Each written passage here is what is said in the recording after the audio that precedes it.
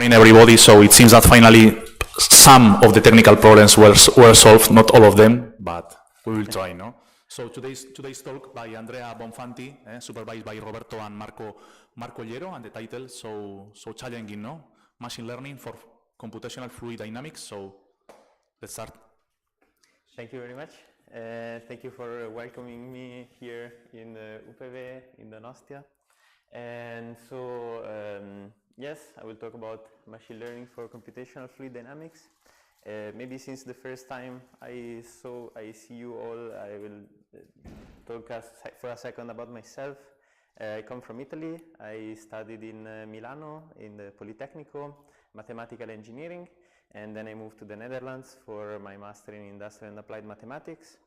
And after that, I moved to Munich, and I'm currently based in BMW, and I'm working both with UPV and Beckham.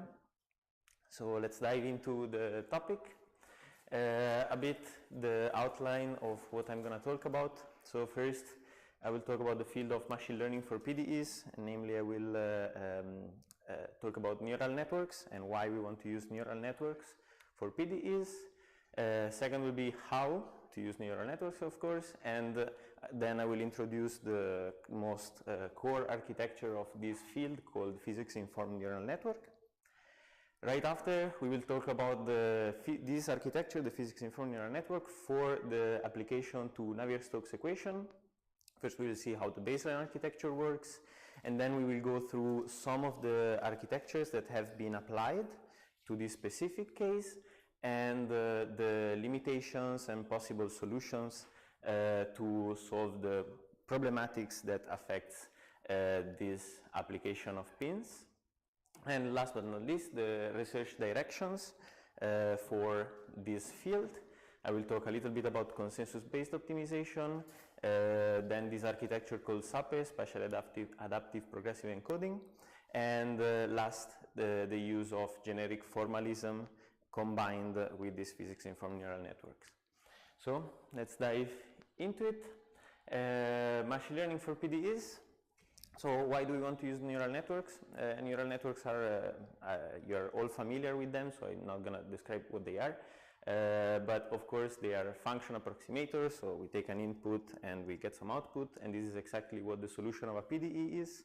We put some spatial and temporal coordinates as input, and we get the physical quantities of the system for those in those specific locations. So it's a very flexible architecture. That is, we are covered for the case that we know exactly all the equations, but we don't have a lot of data, or maybe we just don't want to generate it.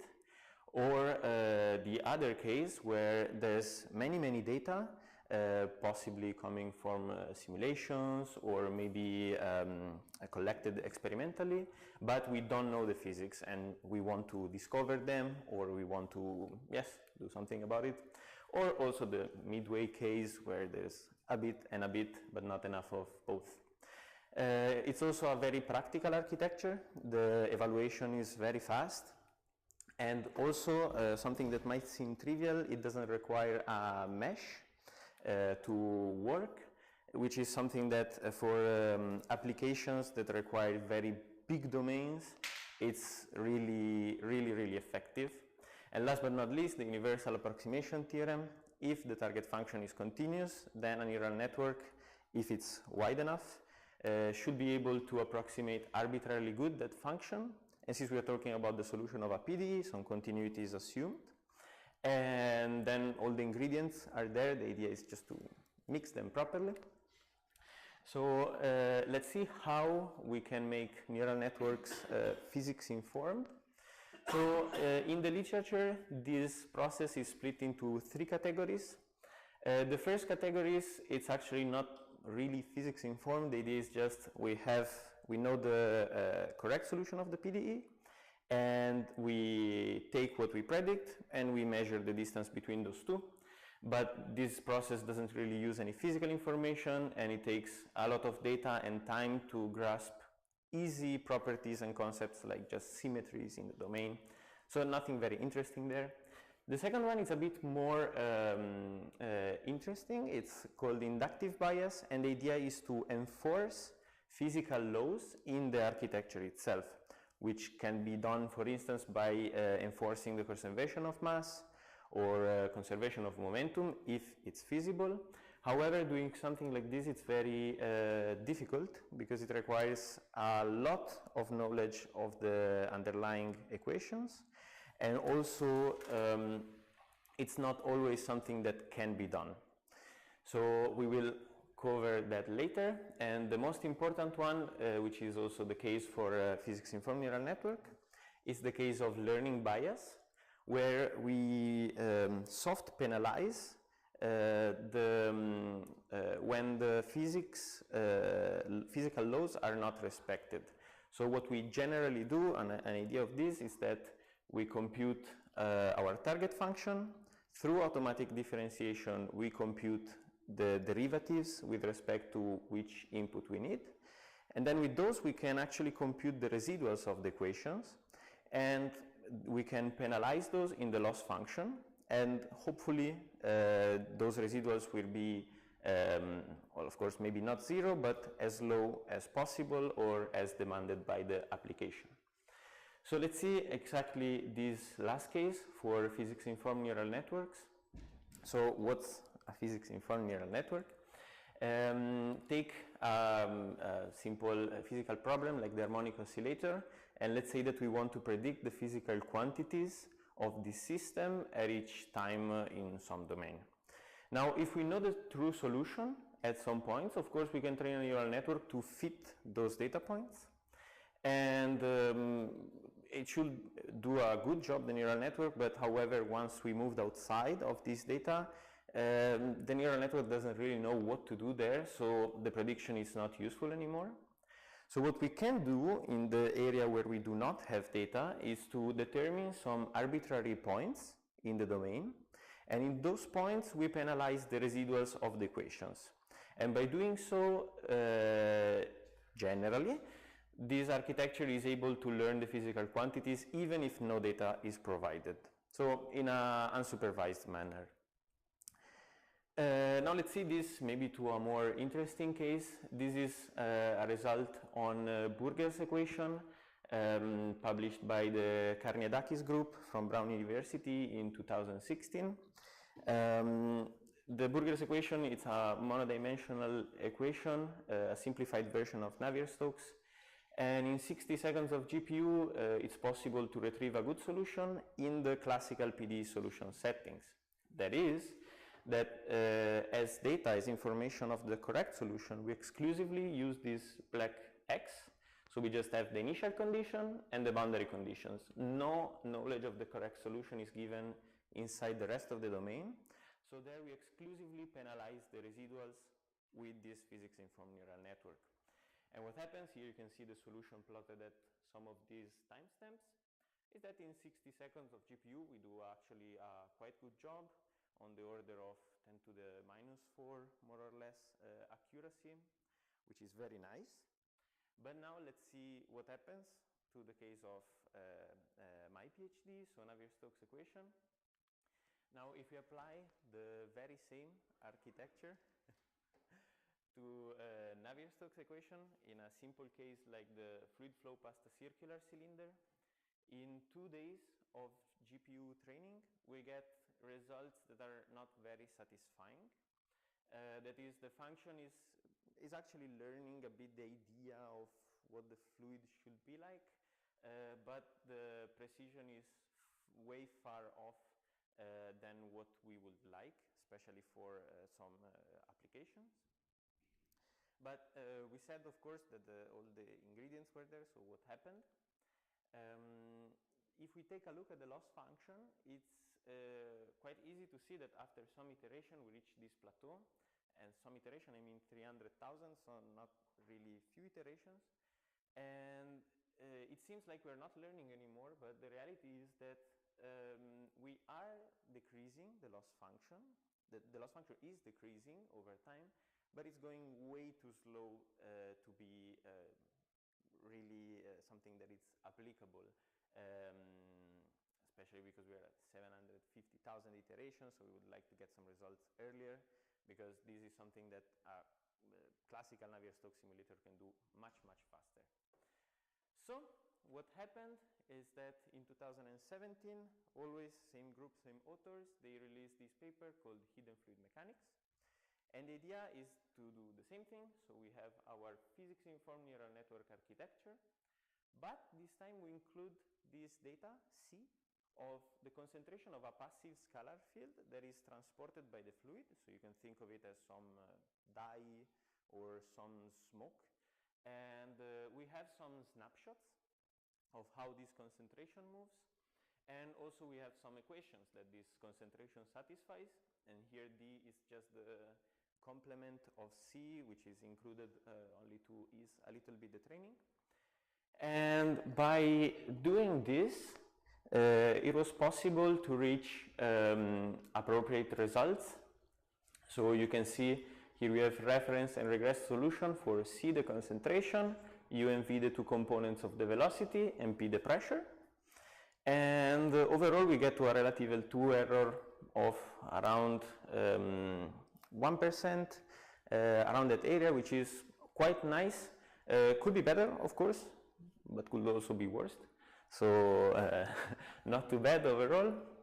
And although if we take a look at the loss function, we're still there's still something going on, because after 300,000 iteration, we are still decaying, but again with this very, very, very slow pattern. So we want to do something there. And the next step in the literature was this architecture, Navier-Stokes flow nets, always same author, same group, this time in 2020. And what happens here? Here we are in the classical PD solution settings. So we use exclusively data from initial condition and boundary conditions. But we include in the loss function these two scalars, alpha and beta, and these two scalars are crucial for the training. This comes from another paper called Gradient Pathologies in Physics-Informed Neural Network. And in this paper, they realize that the training procedure of a physics-informed neural network is skewed to minimize the residuals of the equation rather than the prediction of initial and boundary conditions. What happens when we do this is we get physically consistent function, but that satisfies the wrong boundary initial conditions, which is something that we should avoid. These scalars in order to balance the update component of the loss function depending on the components of the gradient with respect to the residuals, boundary, and initial conditions. And with just this very, very little trick, it's possible to go to convergence and actually to also reduce the loss quite drastically. You can see here in this time the loss function is splitted in all of its components, and the red one is the one generated by the Navier-Stokes residuals, and you can see in that plot that at the very beginning there's an instant decay of the loss function, which is then rebalanced by these two factors. And as well for the results, we are again error of order 1% more or less, relative L2 error. And you can see reference versus correct solution that we are actually doing quite a good job. Now, of course, this is the story of how the classical architecture reached convergence, but that's not the only thing that has been applied for the case of Navier-Stokes equation. There have been actually many applications. I want to mention a couple just to give you an idea of how the various architectures available in the machine learning batch have been applied. So for instance, we have the convolutional neural network. This has been applied only for the Lagrangian formulation. Why? Because it's a bit, the data that we were defining, the points that we were using in the domain to train, were defined in a scattered way, so it's a random sampling. So we don't have like images, a precise structure of the data. So defining convolution can be a little bit tricky, and indeed in this case they define a continuous convolution operator for the case of Lagrangian formulation. Another thing that has been done is the same for recurrent neural networks. And again, classically the recurrent neural network, we have time evolution, but here we don't want to separate into very specific timestamps. So the case that has been studied was more to include an autoencoder and then use the RNN to process the evolution in the latent space to generate a reasonable fluid motion. Also, variational autoencoders have been tried, and also in the straightforward settings, but one that I like to mention here was the case of embedding the Koopman eigenfunctions, which are some functions that linearize dynamical systems. So what you get out of it is some of these little modes that are interesting to see, also to study the behavior. And also, as well, generative adversarial networks. They work very good as well. They showed promising results. And although they have been applied for the case of generative realistic simulation, mainly for animation purposes, like animated movies, so to create this smoke out of a train maybe or something like this. And yes, so you see already the kind of application that they have to be used to defines how they are used, because for example for this one we're not trying to satisfy some very specific boundary and initial conditions, so it's a little bit a different case. Yes. And overall, all these architectures, what is the issue here? Because there's much literature, but not many, let's say, concrete final results, like we can do this, we cannot do this. Here I wanted to include two of the big problems of physics-informed neural networks. They're not the only one, of course, but I would say it's the more relevant ones. So the first one is the problem complexity. That is that the loss function of physics-informed neural network is very, very ugly. So it presents very oscillatory behavior. And in this case, what we're seeing is the case for a 1D equation, a transport equation, so nothing too complicated for different parameters of the equation. And we can see here that in some cases you have this very oscillatory behavior. And you can just imagine what happens when you want to include some equations like Navier-Stokes, which are very, very complicated and requires also more than one dimension to be applied. And algorithms like gradient descent, they really struggle to optimize for these cases. So that's a big problem of the architecture. And the second one, it's the spectral bias, which is actually an issue for all deep neural network architectures. That is that neural network struggles to learn high-frequency components in the target function. So they're very good in getting the big picture, let's say, of the function, but when there are high frequencies, those are not learned. And why is that? Well, of course, because a neural network in general should not overfit the data, technically. But however, since we are talking about PDEs, since the data is supposed to be high fidelity, then overfitting is something that we are actually looking for. And how to solve these issues? For now, I would say that the two most interesting directions are given by the training and the architecture. What do I mean by that? Training, it's quite clear. So the training algorithm, the gradient descent, is not really proper for this kind of bad-looking loss functions. So what some can do is to use other algorithms, like particle swarm optimization, for instance, is the case.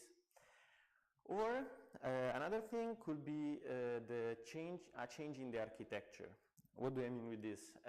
Mainly a change in the concept of the architecture, which a good idea is given by these Hamiltonian neural networks, where instead of predicting directly the physical quantities of the system, we predict the Hamiltonian of the system. So instead of learning the quantities, we are learning the integral of these quantities. So we're learning a smoother version of these quantities.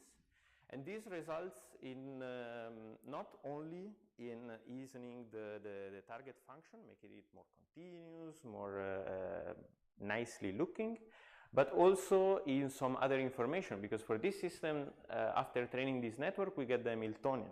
And from the Hamiltonian, we can do other interesting stuff, like to see what happens if we give less energy or all these kind of things.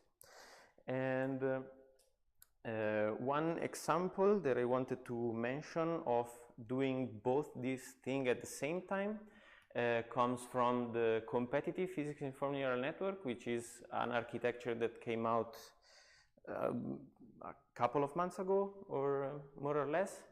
It was not applied to Navier-Stokes equation, so that's why I didn't mention it before. But the idea is to have the settings of generative architecture. And of course, the generator will try to predict the quantities in some points. And the discriminator is gonna bet, basically, on whether the generator will make a good job or a bad job in some of these locations. And now, why are both things covered, training and architecture? First, the architecture, it solves quite interesting issues of the physics-informed neural network. That is, if we define our problem like this, so pi is our prediction, delta is the bet of the discriminator, and a minus alpha represents the equation should be equal to f could be 0 maybe, or some source term. If instead of doing this, we penalize the classical residuals in the L2 norm, what we are solving is actually the residuals squared. And this, it's like solving a problem with the condition number squared. What does this mean? That the complexity of the problem is much, much worse. And if we don't do that, we get to an easier problem that can be solved more easily. And on top of that, they train this algorithm with an Adam version of an algorithm called the competitive gradient descent, which is tailored to train two architectures that works against each other and are trying to reach some Nash equilibria of this loss function. And now I want to talk about the research direction that I mentioned. So the first one is consensus-based optimization, which is very similar to particle swarm optimization. And the idea is exactly to solve this kind of loss function, to minimize on this kind of loss functions which are very bad looking. And instead of starting with an initial guess and moving this with gradient information, we start with many guesses. And all these guesses, they interact with each other, they communicate, hey, I'm in the minima, come closer to me, and they all try to move. And it's highly parallelizable, and it's suitable for the physics-informed neural network loss. But last but not least, there's mathematical guarantees after some good hyperparameter tuning of the convergence to the global minimum. Not so something that in general with physics, with neural networks we don't do. We try to over-parameterize to get to a decent local minima rather than the global one. But here we have some mathematical guarantees which are actually good because we're talking about solving PDEs, so we would like to have some guarantees about the solution that we compute. Now, this paper, this idea of research was kind of already so in the PSO pin, particle swarm optimization. Why? Because particle swarm optimization actually converges to consensus-based optimization once when the information of the gradients is removed. And the results are quite nice compared to the classical pin trained with Adam, especially for the case of, yes, this function that is very steep at some point. And yes, so that's a research direction that kind of got a bit covered. Another architecture that will be interesting to see with this problem, it's called SAPE. And the idea of this architecture is when the target function presents many frequencies, and if we train, of course, a neural network, we will get the low frequencies, but with the high frequencies, we will do a bad job. And if we train something like a Fourier feature network, so something really tailored to get all the frequencies in the target function, we will get the part with low frequencies not very good, like filled with noise. And so what this author proposed is to upsample the input to a frequency domain, and then to iteratively enable higher frequencies where more accuracy is needed, but to do this depending on the position of the domain. So that is, if, for instance, this has been applied for image reconstruction. For instance, here we have this picture of the eagle in the center, and if we do something like Fourier feature network, we will get this image, which it's not really visible here, but the eagle is done properly, but the background is full of noise because we are including some high frequencies that we don't want. And the middle picture is the one predicted by SAPE, which uses this heat map that explains where high frequencies are needed. So this is the idea of this architecture is to overfit the data, which is something that we want.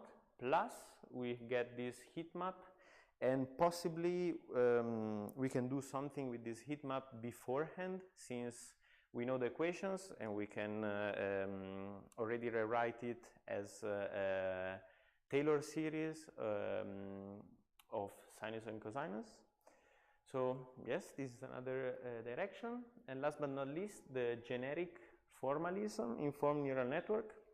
So actually this architecture has already been used, not on Navier-Stokes equation, but the idea is to change it a little bit. The core concept is to use the generic formulation, which is for a dynamical system with quantities Z. We can rewrite the system in this fashion. So we know that the derivative of the physical quantities at each point are determined based on the actual solution at that moment. And what we get via this formulation, it's that we have some requirements so that the cross product of these components is 0, and that the matrices L and M are respectively antisymmetric and symmetric positive definite. And by doing this, we enforce the first and second law of thermodynamics. So energy is conserved and entropy increases. And this is very nice because we are using some inductive bias by the price of only writing the system in so specific formulation.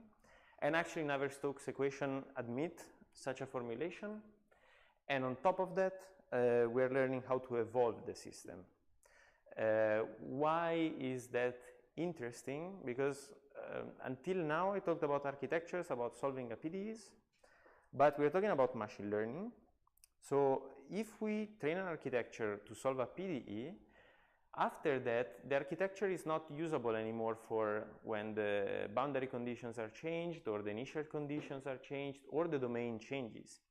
But if we do something like this, we learn the evolution of the system, and this can be used on different domains and different initial conditions, because we get our initial condition and then we make it evolve over time. And as well, there has been some publication recently about this with this thermodynamically consistent graph neural network. Now the settings that they use are much different from what we want to do, since they first require a mesh. Second, they require on an encoding of this mesh. So already this process, it's a bit cumbersome. And plus the degeneracy conditions, so this orthogonality between M and DE and L and DS, they are not forced, they are just soft penalized in the loss function. Now the good thing, although, is that this has been tried for different fluid simulation cases, so different initial conditions and different geometries in the sense that the cylinder is moved. And the results are actually quite nice for cases that are unseen in training. So possibly this will be also an interesting direction for research. And this is the last slide. So thank you very much for the attention. I didn't include the references because I was lazy, but of course ask me and I will send you any of those. And yes, that's it.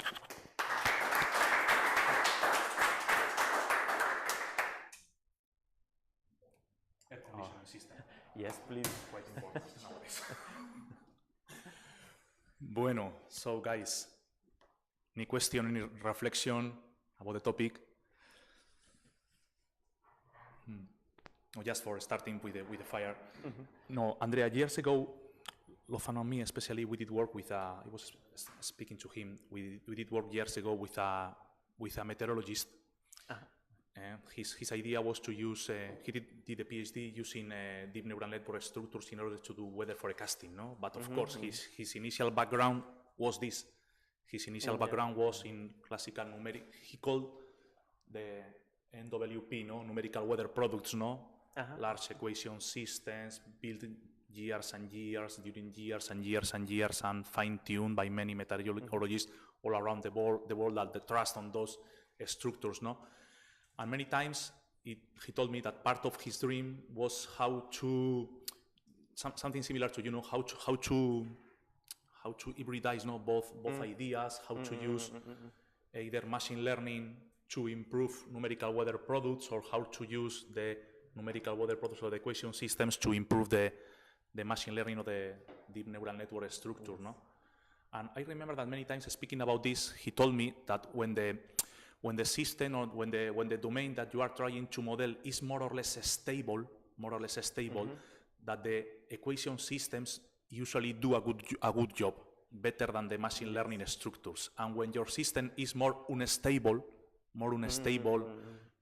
based on anomalies, anomal issues, anomal realities, his idea was that machine learning models are faster to learn from errors, to incorporate the errors with the backpropagation and so on, no? To incorporate the errors in the model and so on. That was his answer, no? What do you think about that, no? It's actually very, very true. And indeed, like, maybe I can do some visualization. Like the fact that the interesting thing about this architecture is that when we penalize the residuals, we're doing automatic differentiation. So we're really computing the derivatives of all these good-looking architectures. So we are really imposing that the architecture becomes this function, even in terms of what it does. So in that sense, it's really nice because you don't also need to rely on discretization or sometimes some discretizations, they include some oscillations in the function, something like this. And the neural network doesn't care if the function has steep gradients, and so that's also very nice. But on the other hand, there's no analytical results that what we get out of all this simulation is correct.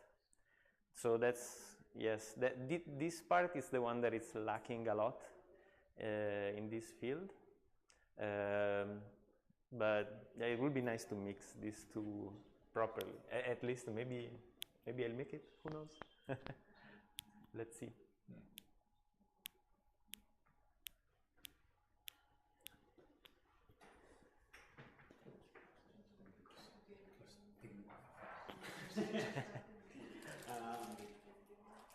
thank you very much for the talk, Andrea. It has been quite interesting, even for, I mean, we are in the group, probably we are not really an expert in partial differential equations. I don't know who knows about partial differential equations, maybe Anne or Suede. But all in all, it was quite interesting. I was wondering about your method, the consensus optimization method. Well, first of all, where did you find it? Or this is first thing. Second thing, there is not many mathematicians here, so I can take profit of that. Do you really need convergence to the global optima? Because I mean, you can provide convergence to a global optima, but you never reach it because of the time you need to reach it. And sometimes it's better to have an optimization method that is able to reach a quite high quality local optima in a short period of time, and it's not convergent, but you don't need to. I mean, then this kind of, I mean, when you are in a real problem, this kind of formalism like convergence is nice, but it's only nice. Yes, because in practice, you can have a non-convergence method that behaves better than a convergence method. This is something that, for some reasons, mathematicians are in our really in our scheme. It's like marking our scheme forever. It's difficult to free of that. So tell me something if you can about this. Yes. So how did I find it? Actually, my girlfriend is doing her PhD as well in training and modeling neural networks. So that's how I find it. In discussions it happened, and to go back to your question, yes, actually, there's not really the global optimum. Something like that maybe could be interesting in the direction of what are the possibilities of a neural network depending on the complexity of the equation, like how many neurons, how many layers do we need. But overall, we don't really need the global optimum. More the idea of these mathematical guarantees of convergence to something very good. It's that you solve the PDE giving some guarantees on the result. But apart from that, there is no real need to go to the global minimum.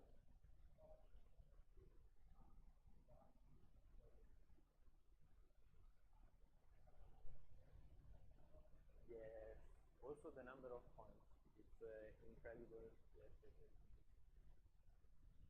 But there are.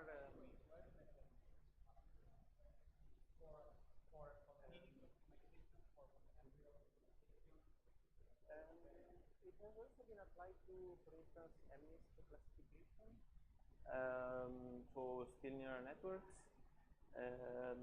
But apart from that, also for solving ODs. But yes, if you look for it, there are not that many references, so probably. Yes, another question. I don't know if Marco is connected, but my knowledge is that Marco is an expert in non-Newtonian fluids. Also, yes. And I don't know, but it looks quite diverse talks is quite Newtonian, no? Yeah, very Newtonian. Yes.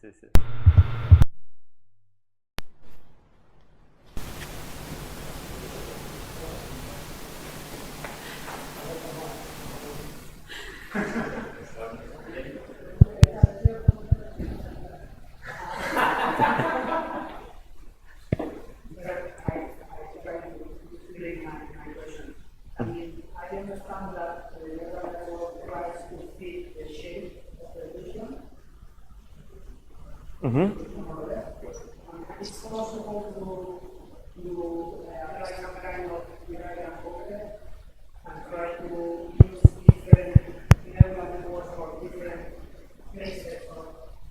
Yes, that's actually, so it has not been done a lot for now, especially because to do so you will have to, there is this fact that to solve the equation you need the boundary initial conditions. So if you restrict yourself to this kind of area, then you lose some of this information. And if you're here, for example, you have none. So either there is an architecture called mosaic flow nets that takes like a square, requires some points along the boundary, and then predicts inside. But in this case, the evaluation is very slow because you have to do it here, do it here, do it here, do it here, do it here. And every time you have also to compute all the results that you need. But in theory, it's something very, very smart and possibly something that I'm actually also trying to come up with something that does this to predict very locally. Because when the domain is small, the physics-informed neural network does a very good job and very fast. If you consider, for example, take just the difference between this equation, 60 seconds on GPU, and then, of course, the equations are more complicated, but now it's 2 days on GPU, just by adding one dimension on the input. So training on smaller domains is something that I'm looking into, and yes, it's something that really helps. Welcome.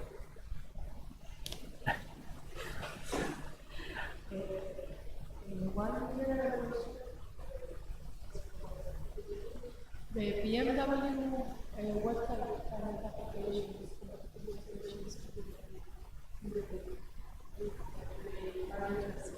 Yes. So maybe for the next presentation, I will include also some of these because I imagine the curiosity. So mainly speaking, the use cases of BMW are in the direction of aerodynamics. So taking the shape of the car, or maybe one that I'm starting to work on now, it's the geometry of the rim. And the idea is to see, of course, maybe try to predict the fluid field, and possibly from this prediction to get lift and drag forces. And potentially, once you have this architecture that can predict maybe not super accurate, but very fast, then what you can do is to run optimization. So optimizing the shape of the car, of the rim, so that's a big advantage in that direction. But of course, it has to be worked out a bit to be applicable, but yes. And another question about the optimization. I don't know if I know the previous one, the one with all the points. The consensus base? Yes, here. How much more expensive is the algorithm? And I understand that for the consensus, you need a lot of points. And I guess that's difficult or expensive to obtain too. Yes. I mean, there's also the fact that for gradient descent, we don't actually use gradient descent. There's Adam, there's Ada Delta, there are all the kind of super tailored advanced optimizers. And consensus-based, it's at its beginning. So there's no, for instance, parallelized code available or something like this. So in that sense, yeah, there's this part which is a bit injustice for CBO. But overall, for what I tried until now, yes, you need many particles. But you can also tailor it in some way that you don't need many from the beginning. Like, I don't know, you get close to somewhere where you suspect there will be the global minima, and then you sample more points around that area, or something like this. But of course, for now, the trade-off it's quite big, especially because this requires a lot of hyperparameter tuning. And so the training is very cumbersome at the moment. Yeah. Okay, thank you very much. You're welcome.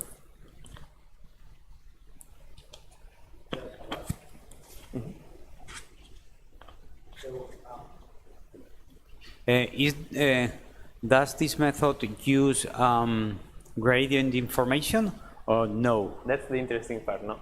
Okay, so it's a kind of black box optimization.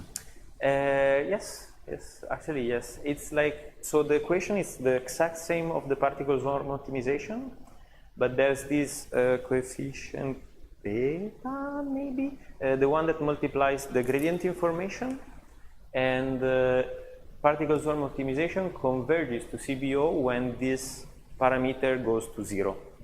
So this is actually a quite interesting part because we're already doing automatic differentiation, computing all sorts of gradients in the architecture itself. So the ability of not using any gradient information, it's interesting. Like you're taking out the part that to compute the gradient around. But some, now practically speaking, what is done usually, it's for the one in the minima to use gradient information, because otherwise that particle stays there and doesn't really do something. So to enhance a bit the training for that specific particle, you can tell her, hey, there, go down, you have to go there, so move.